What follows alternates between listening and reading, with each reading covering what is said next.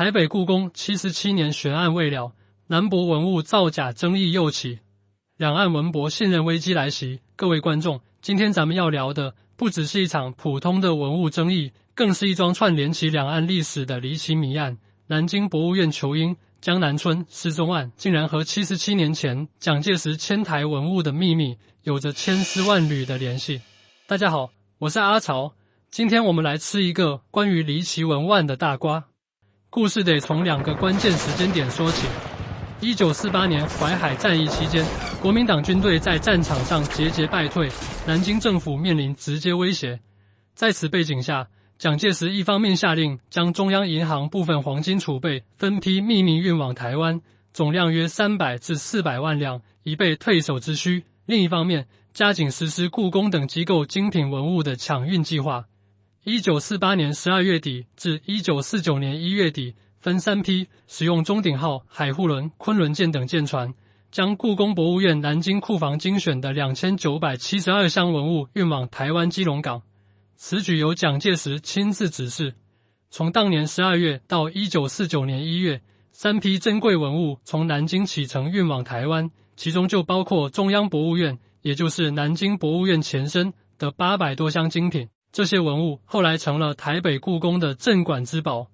但很少有人知道，当时在混乱的装箱现场，有一批标注虚斋旧藏的书画差点被带上船，他们正是南巡望族庞家的珍藏。没错，就是后来捐赠137件文物给南博的庞家。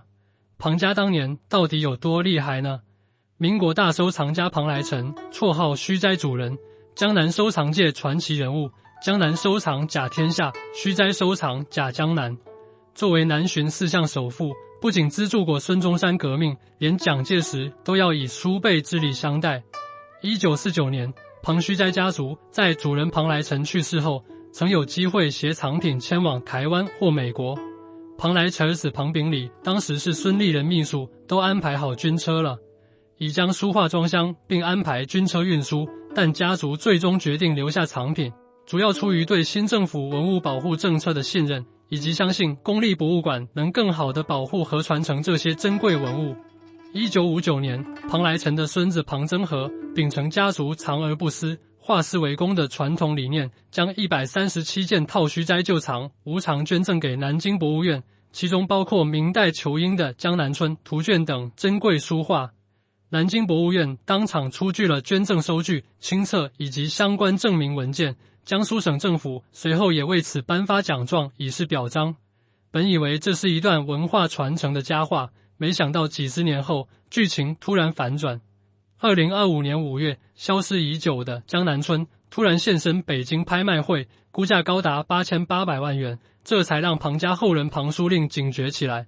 他跑到南博核查，发现当年捐赠的137件文物中，有5件不翼而飞。南博给出的解释是，这5件在1961年和1964年经张衡、谢志留等权威专家2次鉴定为伪作。1997年按规定调寄给了省文物总店，2001年以6800元的价格卖给了顾客。听起来合情合理，但随着调查深入，诡异的细节接连浮出水面。首先，庞家作为顶级收藏世家，虚斋旧藏向来是业界标杆，怎么可能一次性捐出5件伪作？其次，当年迁台的文物清单里赫然出现了3件虚斋旧藏的记录，这说明蒋介石当年确实极为欣赏庞家藏品。更让人起疑的是，有前南博职工爆料，1997年处置伪作时，运输记录竟和当年迁台文物的物流渠道有交叉，仿佛有人在刻意混淆线索。这里就不得不提一个关键背景，1948年迁台文物的运输极其混乱。第3批文物用昆仑舰运输时，士兵家属蜂拥上船挤占空间，最终只装了1244项，比计划少了700多项。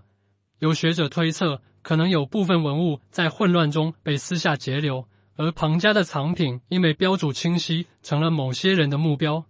更巧的是，台北故宫确实藏有半幅仇英残卷，金笔对与江南春正是同源之作，这难道只是巧合？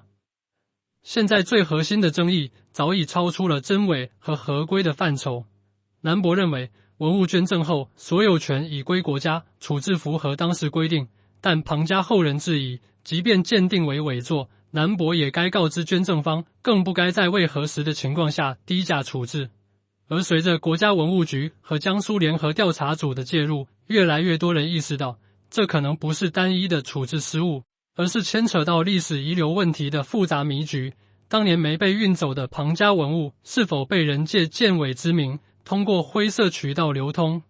那些迁台的虚摘旧藏，又是否和失踪的5件作品有关联？回望77年前的那个冬天，800多箱南博文物跨越海峡，如今江南春的离奇流转，仿佛是这些文物在诉说分离之苦。